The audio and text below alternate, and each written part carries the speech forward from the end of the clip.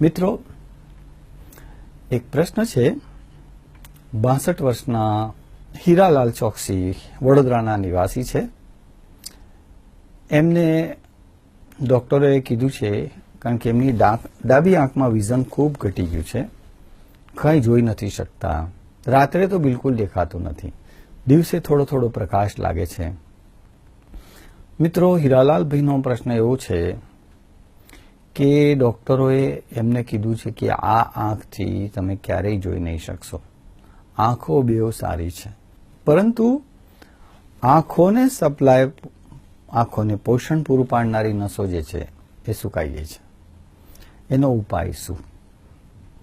હીરાલાલભાઈ, આપને પ્રણામ.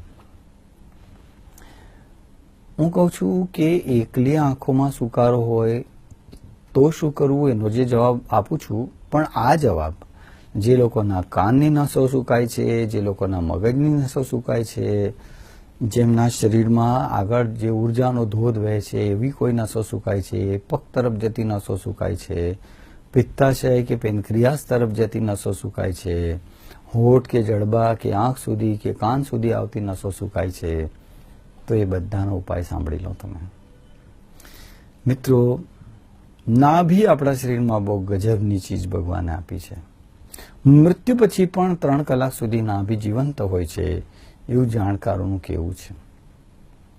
કારણ એટલું જ છે કે એક સિમ્પલ વસ્તુ આપને જણાવી દઉં કે કોઈ પણ શરીરની અંદર, કોઈ સ્ત્રીના પેટમાં જ્યારે કોઈ ગર્ભ આકાર લે છે, કોઈ શરીર બનવાનો આરંભ થાય છે, તો પરમાત્માના ઉપક્રમ પ્રમાણે એ શરીર બનવાનો આરંભ જે છે એમાં ખાતમુહૂર્ત જે છે નાભીથી થાય છે. આખા શરીરના નિર્માણ યાત્રામાં સૌથી પહેલી નાભી બને છે એવું જાણકારો કહે છે. અને આ નાભી બન્યા પછી નાળ વડે મા સાથે જોડાય છે અને માના શરીરમાંથી એ પોષણ મેળવે છે. એવી અદ્ભુત અને ગજબની રચના પરમાત્માએ કરી છે. એટલે નાભી બન્યા પછી આખા વ્યક્તિના નિર્માણ કાર્યનો આરંભ થાય છે. 270 દિવસ ભગવાન લે છે એક મૂર્તિ, જીવંત મૂર્તિ ઘડવા માટે છીણી હથોડાથી. 270 દિવસ ભગવાન લે છે. 270 દિવસમાં આખા મૂર્તિનું ફિનિશિંગ સાથેનું બધું કાર્ય પૂરું થઈ જાય છે. એટલે નાભી આખા શરીર સાથે વ્યાપક રીતે જોડાયેલી હોય છે. મિત્રો, શરીરના પ્રત્યેક કોષ સાથે નાભીનો સંબંધ હોય છે. માટે નાભી શરીરનું કેન્દ્ર પણ ગણાય છે. યોગની પરિભાષામાં નાભીની પાછળ આવેલી પિચુટી, એમાં 72 કરોડ 72 લાખ 72 હજાર ને સમથિંગ નાડીઓનું એક ગૂંચળું છે. એટલી બધી નાડીઓ આપણા શરીરમાં છે.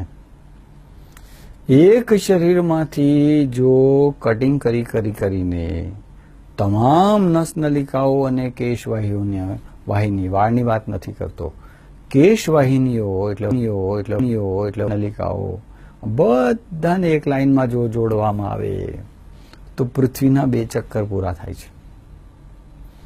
પૃથ્વીનો વ્યાસ 28 લાખ માઇલનો છે. એટલે એટલી લાંબી નાભી, એટલે નાભી સાથે એટલી લાંબી ચેનલ જોડાયેલી હોય છે. મિત્રો, આંખ સુકાય છે ને, નો ટેન્શન.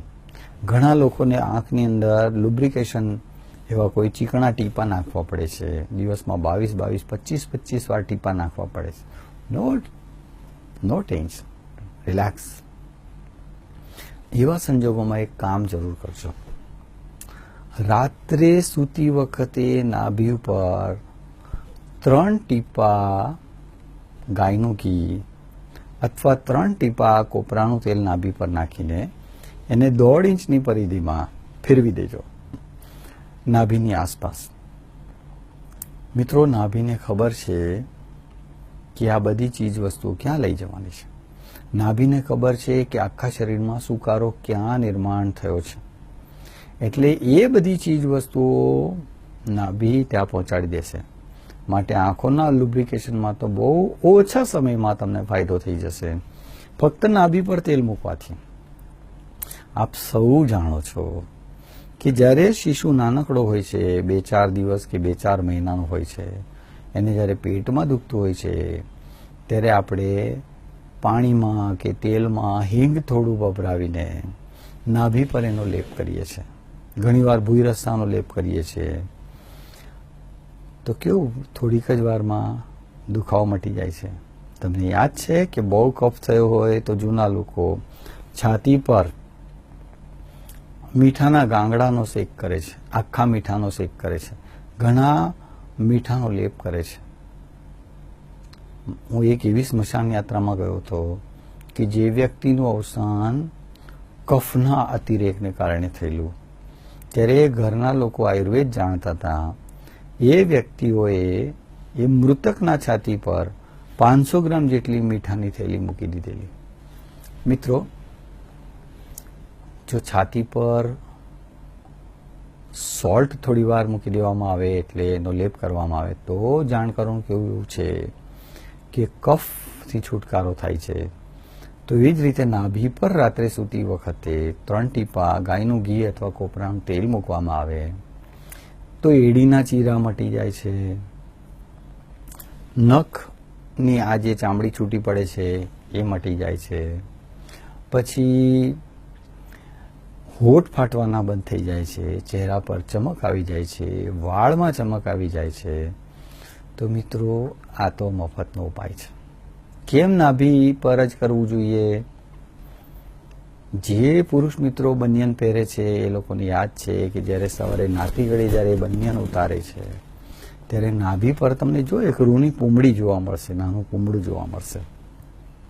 નાભીની 3 ઇંચની પરિધિમાં બનિયનના ઘસાયેલા તંતુઓ જે છૂટા પડે છે, નાભી એને કલેક્ટ કરી લે છે, નાભીના કેન્દ્ર પર એને ભેગો કરે છે અને ખાવાનો ટ્રાય કરે છે, ગળવાનો ટ્રાય કરે છે, પરંતુ નાભીના પ્રસ્વેદ ગ્રંથિના છિદ્રો એને એલાઉ નથી કરતા. એટલે પુરુષની નાભી પર તમે જો રૂની પૂંબડી જોવા મળશે. સ્ત્રીઓની નાભી પર કે જે સ્ત્રીઓ સાડી પહેરે છે એમની નાભી પર તમને ધૂળની ઢેફી જોવા મળે છે. કંઈ નહીં તો ધૂળ ભેગી કરે છે નાભી. માટે બસ આટલો સિમ્પલ ઉપાય અજમાવો. બહુ ઘૂંટણ દુખતા હોય તો દિવેલ લગાવો 3 ટીપા. બહુ ઠંડક હોય, સુસ્તતા હોય તો સરસિયાનું તેલ મૂકો 3 ટીપા. અને ચહેરા પર રોનક લાવી હોય તો ઘી, ગાયનું ઘી અથવા કોપરાનું તેલ લગાવજો. અને સાંધાઓમાં તમને થોડો આરામ જોઈતો હોય, તૈલી સુકારાવાળી ત્વચા હોય તો તલનું તેલ મૂકજો.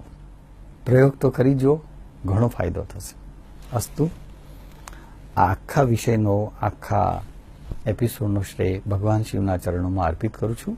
વંદે માતરમ. ઓમ શાંતિ.